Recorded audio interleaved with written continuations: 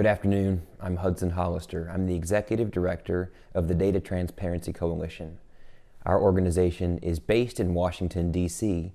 We are a trade association of technology companies, and our goal is to encourage governments all over the world to embrace the transformation from disconnected documents to open, standardized data. I'm so excited to be with you electronically this afternoon to discuss that transformation and what it means for public sector finance. I'm grateful to the Brazilian National Treasury for the invitation to join the 5th Annual International Congress of Cost Accounting and Quality of Expenditure in Public Sector. I'm very sorry that I can't be with you in person, not only because of my own presentation, but also the presentations of my colleagues in this program who will be discussing similar innovations in other jurisdictions. The United States, as a result of the legislation that I'm going to discuss today, is moving toward a systematic transformation of its spending information from documents into data. Similar transformations are happening elsewhere, including here in Brazil, and I'm excited about the connections and the commonalities across these different transformations.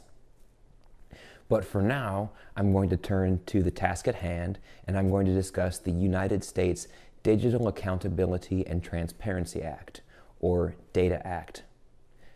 I'll begin by describing the problems in the way that U.S. federal spending is tracked and managed and reported, and how those problems gave rise to the legislation in Congress that became the DATA Act. Once I've described those problems, I'll then turn to a discussion of what exactly this new law accomplishes for the United States government. I'll describe some of the challenges that the new law continues to confront, even though it now is the official policy of the U.S. government. And I'll describe the future and how policymakers in the United States are confronting the need to transform United States spending from disconnected documents into open, standardized data. I'm going to begin by discussing the state of the United States government as an institution. The U.S. government is the largest and it's the most complex organization in human history.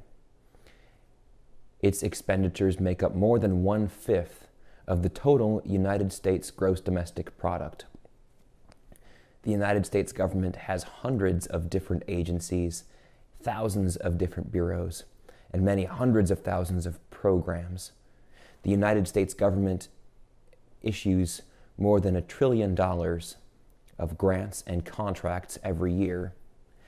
About 60% of the grant funding that flows from the United States government winds up in the coffers of the state and the local governments. This means that even though the United States is a federalist government, the state and local governments, as a result of receiving grant funding, still are part of the ecosystem of federal spending. Now, because of all this complexity, the United States government cannot manage itself as a single entity. United States government agencies separately manage their spending and their finances. The state and local governments, in their capacity as recipients of federal grants, are separately required to report on their finances and on their receipt of that federal money. When I was a staff member in the Congress of the United States, serving the Oversight and Government Reform Committee, the committee that I was serving set out to determine how to better track the money that the federal government spends. When we first set out to do that, it became pretty clear very early that because the federal government reports its spending through many differential regimes, there was no one way to track all of the money. I'm going to describe some of the different ways in which the federal government tracks spending because I think you might find that there are some commonalities between the problems confronted by the United States federal government and the problems confronted by other governments. There are at least 5 separate reporting requirements that a typical U.S. federal agency must fulfill. Federal agencies have to report their financial accounting to the U.S. Treasury Department. They must report individual payments on a granular payment-by-payment basis to the Treasury. They must report separately their budgets, their planning and their resources, and spending against budget to the White House Office of Management and Budget. The reports that go to the Treasury Department and the reports that go to the White House Office of Management and Budget are different. The Treasury Department accounting reports are accrual-based, while the White House Office of Management and Budget reports are cash-based. This means it's very difficult to crosswalk between the two types of reports and find out where the concepts relate to each other. In addition to reporting accounting to Treasury, payments to Treasury, budgets to the White House Office of Management and Budget, federal agencies separately must report their award of grants and their award of contracts. Those grant reports and contract reports flow to different databases that are located in different agencies of the federal government. When you consider that whole picture, accounting, payments, budgets, grants, contracts, U.S. federal agencies have at least 5 different reporting requirements related to spending. Because all of these requirements are separate, there's no way to track across the whole. So far, we've considered the reporting requirements that are placed upon agencies. Separately, there are other reporting requirements that grantees and contractors, the state and local governments that receive grants, and the companies that receive contracts must fulfill. Grantees, and that might be state governments, it might be local governments, must report on their receipt and use of grant money to whatever agency awarded the funds. Contractors must report on how they spend that money, how they fulfill the contract, to whatever agency awarded that contract, whatever agency they are in contract with. But beyond those direct reporting requirements for grantees and contractors, there are additional ones. Contractors must register with the General Services Administration. Grantees must report on their audits to the White House. And there are further requirements that further complicate the picture. So I think you can understand that in order to track the disposition of taxpayer funds in the United States government, a policymaker has to become conversant and familiar with at least 5 different types of agency reports and at least 4 or 5 different types of reports submitted by grantees and contractors. There is no such person. There's not even an official that has enough expertise to cover that whole field of reporting. I'm going to describe the symptoms that are evident as a result of this problem. Because U.S. federal spending cannot be tracked across the whole structure of hundreds of agencies, hundreds of thousands of grantees and contractors, because spending cannot be tracked across all of these entities, we've, as policymakers, run into many problematic symptoms. I'm going to tell 3 stories that describe the symptoms of that basic problem.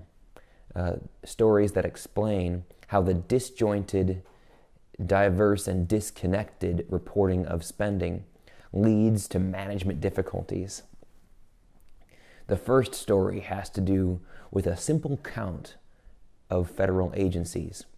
When I was a staff member serving the Oversight and Government Reform Committee in the House of Representatives, one day I called I picked up the phone and I called 3 different agencies. I called the White House, I called the Government Accountability Office, which is the chief auditor of the entire federal government, and I called the Congressional Research Service, which is an office full of experts who are dedicated to serving Congress and providing advice to Congress. I asked all 3 of these different agencies the same question: how many agencies do we have in the federal government? I received 3 different answers. There is no official count of the number of agencies in the federal government. The underlying problem to this is that there is no consistent identification code for each agency in the federal government. If we're not consistently tracking agencies, if there is no official list of agencies or any means of electronically tracking them, there is surely no way to identify such more complicated concepts as program, grant, contract, account, appropriation. If we can't track agencies, we certainly are not tracking those more complex concepts. My second story has to do with a political scandal that should have been prevented if all of the data had been searchable as a single unit. In 2009, the federal government guaranteed a loan for a politically popular energy company, a company called Solyndra. Solyndra was a manufacturer of solar energy fuel cells. The Energy Department of the U.S. government decided to guarantee a loan to Solyndra in order to encourage the growth of the solar cell industry in the United States. As part of the condition of receiving that loan guarantee, Solyndra had to report financial information to the federal government. Solyndra had to report that information to the Energy Department as a condition of receiving the loan guarantee. However, the Energy Department was not the only agency of the U.S. government to which the Energy Department had to report. Not the only agency of the U.S. government to which Solyndra had to report. Solyndra also had to report to the Securities and Exchange Commission because Solyndra was a public company and had issued shares for sale on a public stock exchange. So we have one company reporting to 2 different agencies. Solyndra had to report similar information to both agencies, but because each of those agencies identified Solyndra differently, there was no automatic method of combining the information reported to both agencies. Solyndra, not too long after receiving the loan guarantee, went bankrupt. The bankruptcy became a political scandal for the Obama administration because U.S. taxpayers lost the funding that had been devoted to that loan guarantee. Now, after that bankruptcy, one of our supporting companies, in fact, a company represented at the conference with you today, iFix, represented by its CEO, Gianluca Garballato. This company, iFix, decided to investigate the reasons why Solyndra had failed and whether that failure should have been averted. iFix and Gianluca discovered that the financial information that Solyndra had separately submitted to the Securities and Exchange Commission revealed that it was the riskiest and the most questionable of all of the companies that had received a loan guarantee from the U.S. government. If the Energy Department had had any way of understanding that risk which could only have been determined by looking at Solyndra's Securities and Exchange Commission disclosures, then perhaps the Energy Department would not have awarded the loan guarantee. The problem here is really a data problem. Solyndra was identified in one way for its reports to the Energy Department and was identified in another way for its reports to the Securities and Exchange Commission. If we had had consistent data fields that could identify Solyndra one way across the government, then perhaps the scandal could have been averted. Perhaps the loan guarantee would not have been awarded in the first place. I've got one more story for you that helps to illuminate the problem of the problem of uncoordinated reporting across the U.S. federal government. And that has to do with the procedure that is followed when the Congress decides to appropriate money.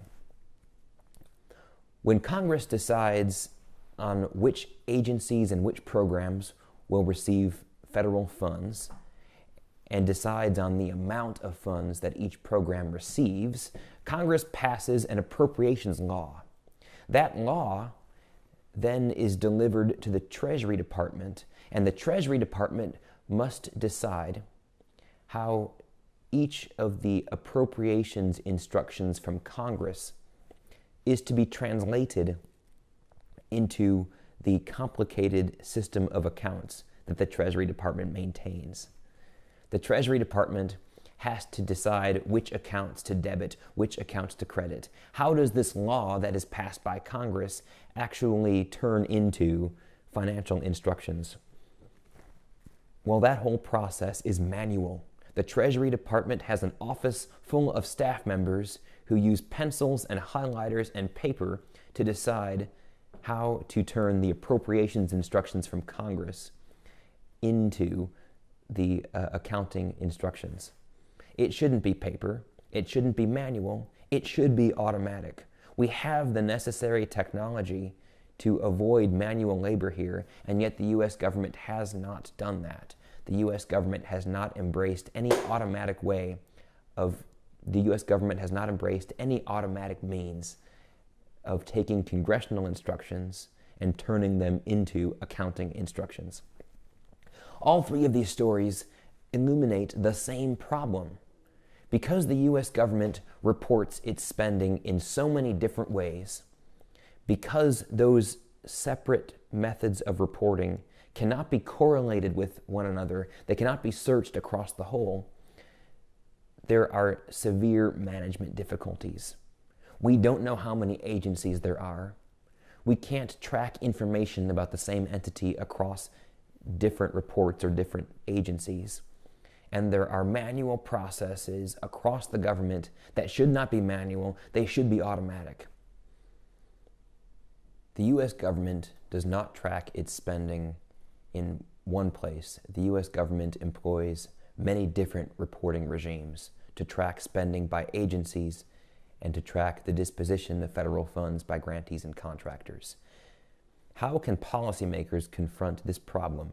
How can policymakers make it possible for the U.S. government to track its spending as a single entity, for searches across all of government to be able to reveal potential problems like the one posed by Solyndra, or to be able to at least track the units, agencies, bureaus, and categories of spending, and to automate the processes that shouldn't be manual?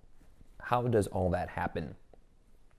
Well, previous governments had proposed adopting a single system, perhaps the largest SAP instance in the world, adopting a single piece of software across all the vast machinery of the federal government that could track everything and solve every problem. That's never going to happen. The U.S. government and most national governments are simply too big and divided into too many different agencies to be able to embrace a single instance, to be able to all be brought aboard a single software solution.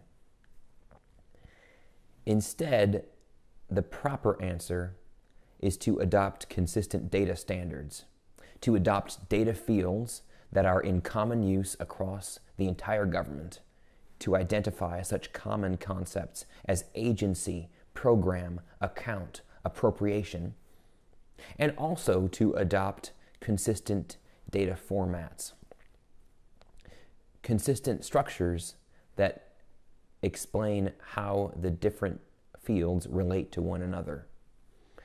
That solution, common data standards, that solution is what we embraced when I was a staff member serving the Oversight and Government Reform Committee, we decided that Congress should pass a law adopting consistent data standards across the whole structure of federal spending.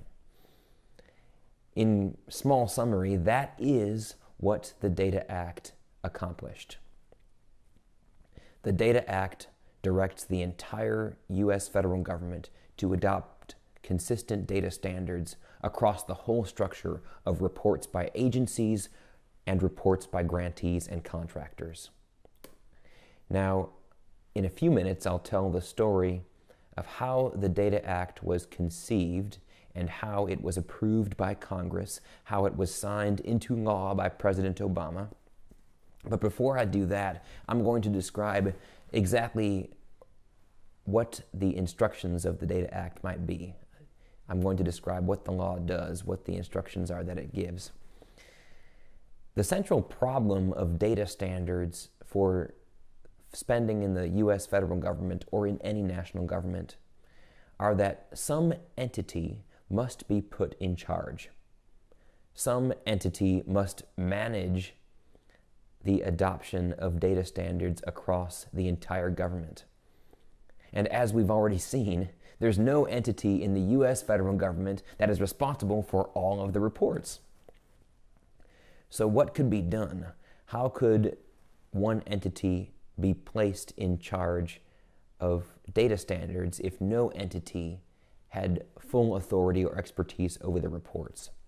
The Data Act seeks to solve that problem by establishing joint authority. The Data Act places the Treasury Department and the White House Office of Management and Budget jointly in charge of adopting consistent data standards across the federal government. The first mandate of the Data Act is for Treasury and the White House Office of Management and Budget to agree upon and establish government-wide data standards, government-wide data fields and formats for the whole structure of information about federal spending. That first mandate had to be completed within a year after the passage, and we'll get to the time frames in a few minutes. But the most important thing to understand at this point is that this problem is universal. Who is to be responsible? Who is to have the authority for data standards for such a complex entity? No solution is perfect, but there has to be some solution. There has to be some clarity. In addition to directing Treasury and the White House Office of Management and Budget to establish data standards, the Data Act also requires all of the agencies to follow them. The Data Act directs agencies that they must report all 5 of those types of reports. They must report their accounting information, their payment information, their budget information, their grant information, their contract information, consistent with the data standards by an agreed deadline. By May 2017, agencies must submit all 5 types of reports consistent with the data standards to be established by the Treasury Department and the White House Office of Management and Budget. Now, if you've been listening carefully, you'll remember that the reports do not only include reports by agencies. We also must consider reports by grantees and reports by contractors. The Data Act does not directly impose the new data standards across reports by grantees and contractors. Instead, the Data Act directs the government to start a small program, a pilot program, to test the application of the data standards onto the reports by grantees and contractors. This too is an imperfect solution because the whole future of the standardization of reports by grantees and reports by contractors depends on the success of that pilot program. Those 3 mandates are the most important points of the Data Act. First, The Treasury Department and the White House Office of Management and Budget must establish data standards. Second, every agency of the U.S. federal government must use those data standards to report its spending, to report accounting, payment, budget, grant, and contract information. And third, instead of a strong mandate for grantees and contractors to do the same, instead of a strong mandate forcing them to adopt the data standards for the reports that they must submit, there is a testing program, a pilot program, to determine whether the data standards actually work properly for reports by grantees and contractors.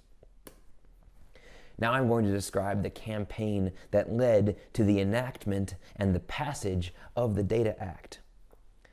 The story of the Data Act really begins in 2009 during the global financial crisis.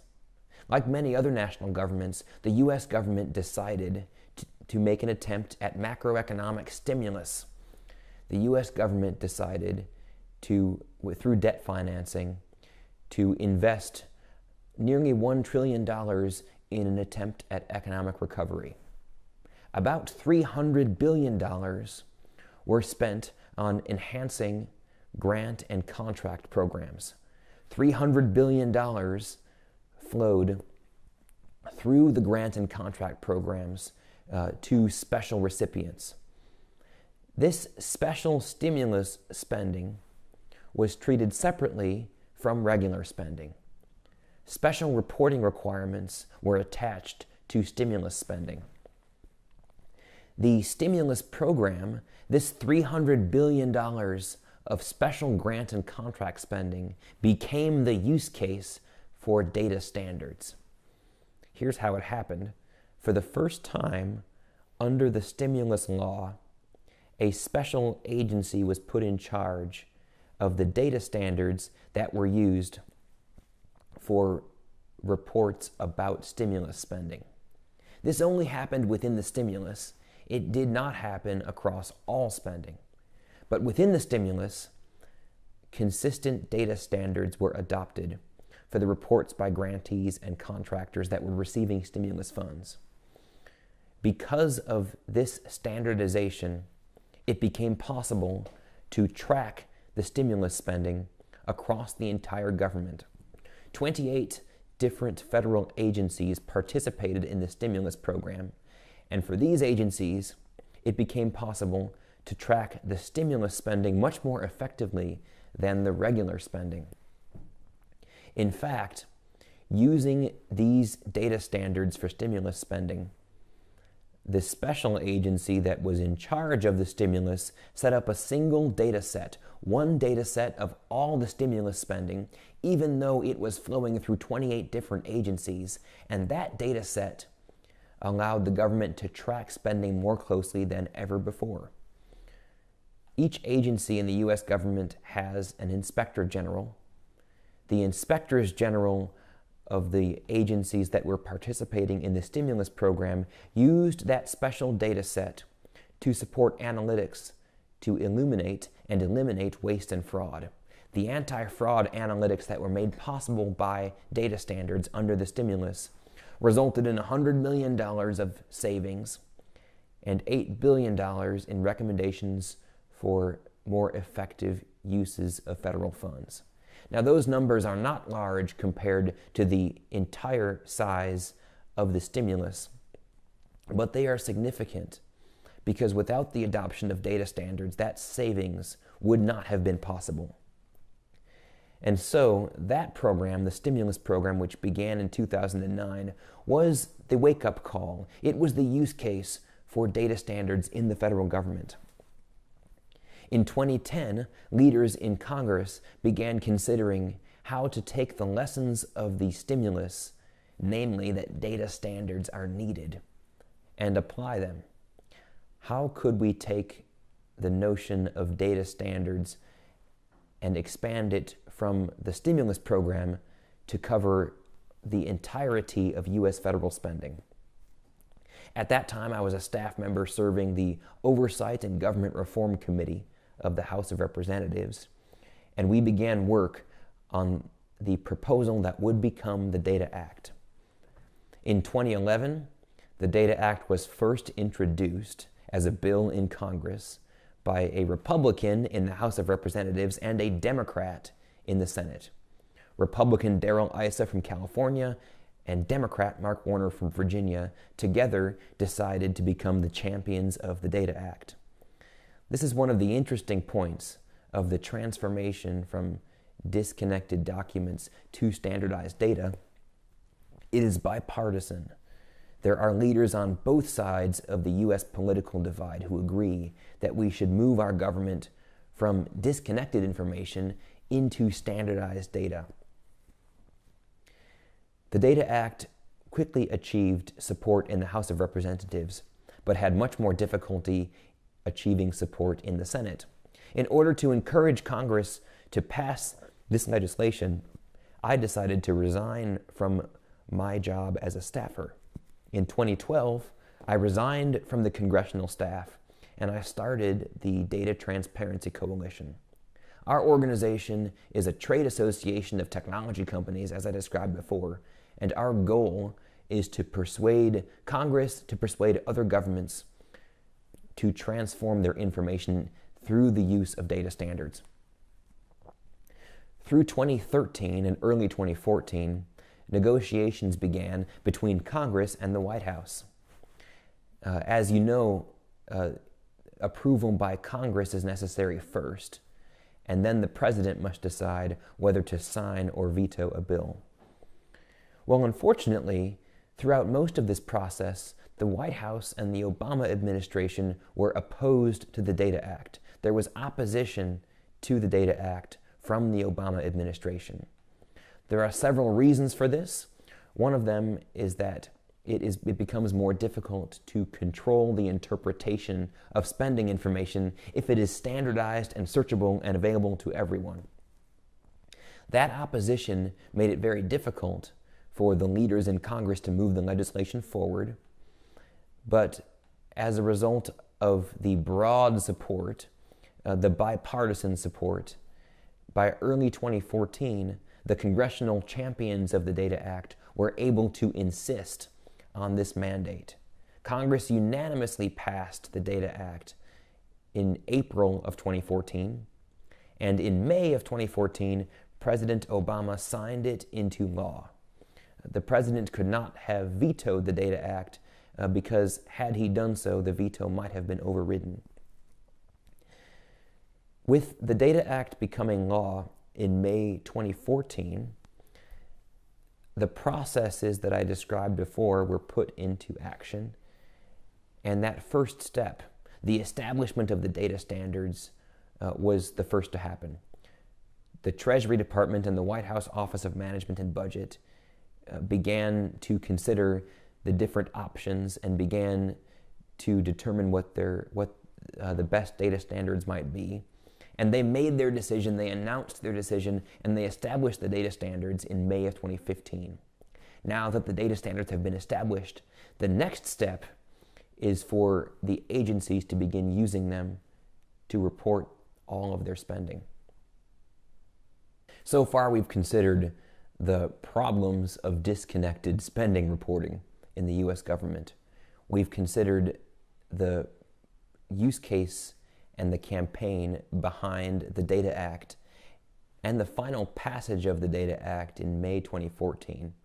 The Data Act is now being implemented. What are the benefits of this transformation if we are to take the entire structure of spending information in the U.S. federal government and transform it from disconnected information into standardized, searchable data? What are the benefits? Our coalition believes there are three primary benefits. These benefits accrue to different constituencies, and so it's important to understand each of them separately. First, the Data Act will result in better accountability to citizens. If this spending information across the entire U.S. federal government is easily searchable, and if it is published online, citizens will be able to follow the operation of the federal government more closely than ever before. I have a couple of examples of this. One of them has to do with the fact that before the Data Act, it was impossible to track the results of votes in Congress all the way to their effect. It was very difficult to find a cause and effect relationship between a particular law and the spending that it mandated. I explained before that Congress passes appropriations laws, and those laws are used by the Treasury Department to determine which accounts to credit and which accounts to debit. Well, that information after the Treasury Department flows to the agencies. The agencies must decide how to spend it, and then the agencies award grants and contracts. The grantees and contractors receive the funding, and sometimes the grantees or contractors award sub-grants or subcontracts. That whole life cycle of spending is very difficult to follow. However, because of the Data Act, because of the adoption of consistent data standards across that whole process, it should become possible for citizens to select a particular vote in Congress and determine the impact of that vote from congressional appropriation to Treasury account to agency allocation to grant and contract to sub-grant or subcontract. The entire life cycle of federal spending will be revealed to citizens. Citizens will be able to make informed decisions and cast votes based on that information. This is not just important, this accountability is not just important for citizens.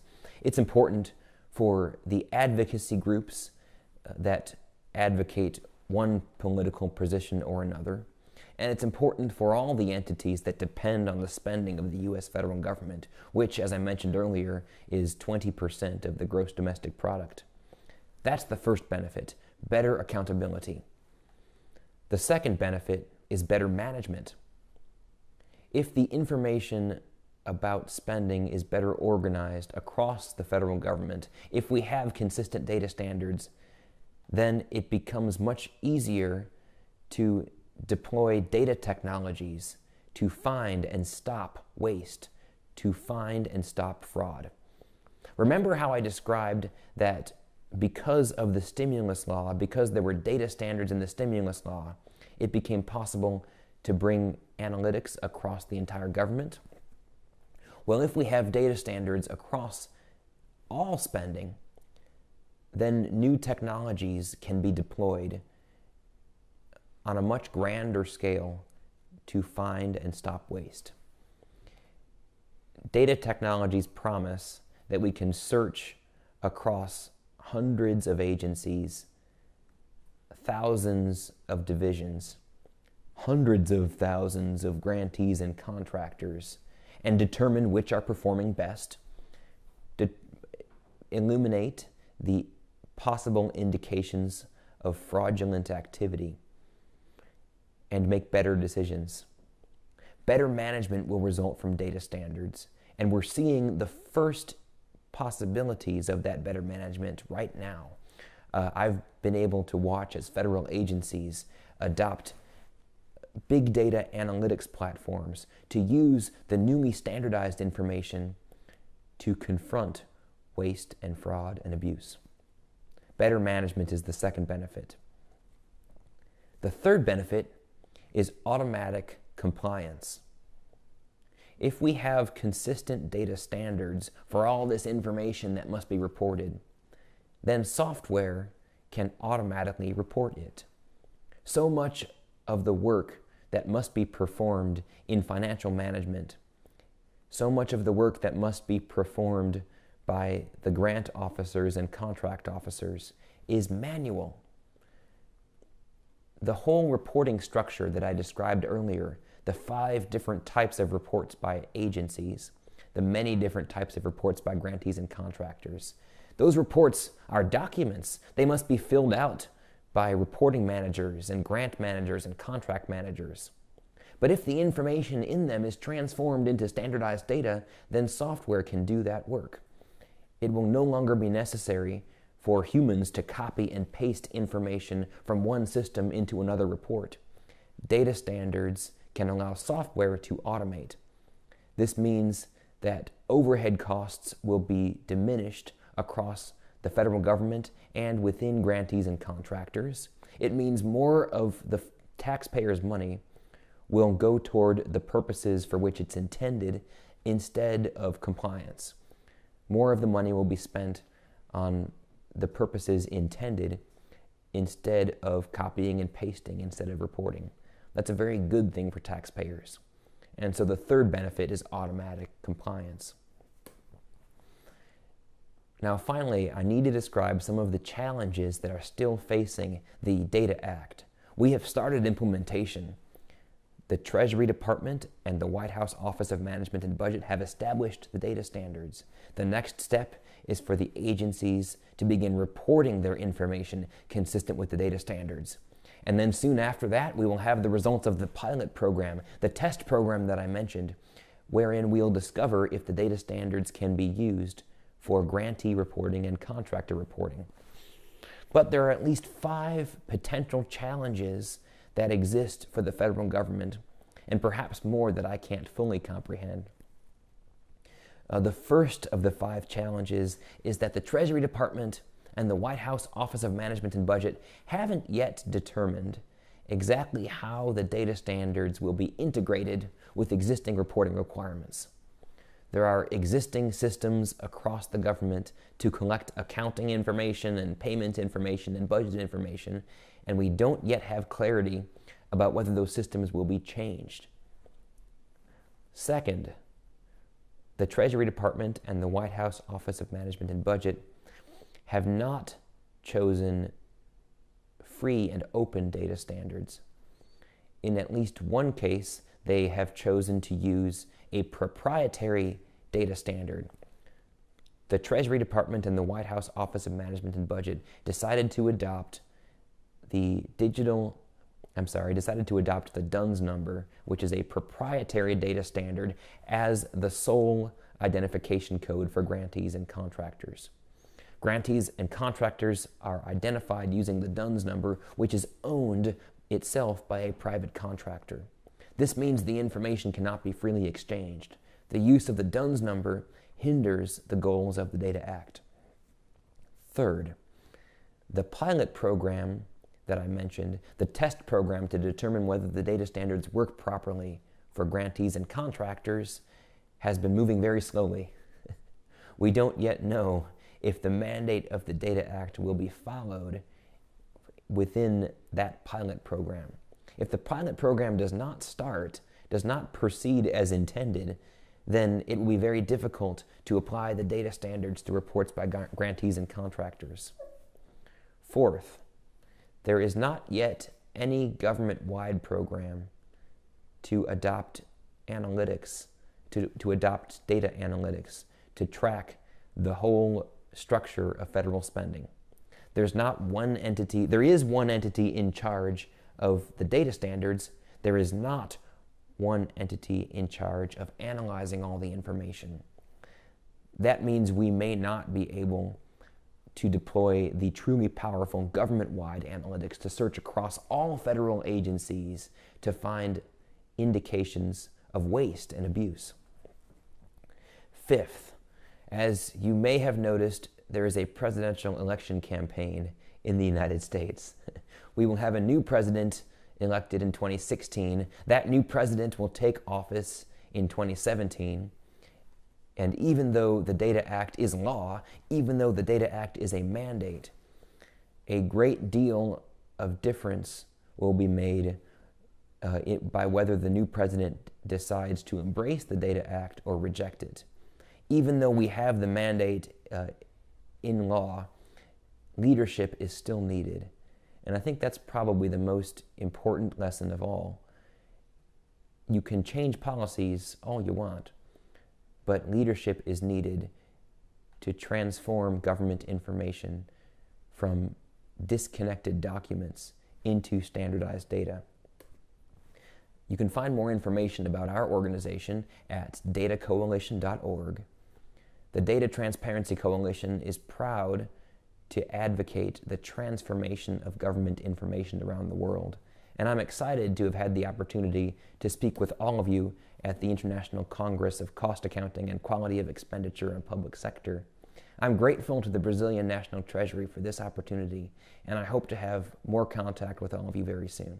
Thank you so much.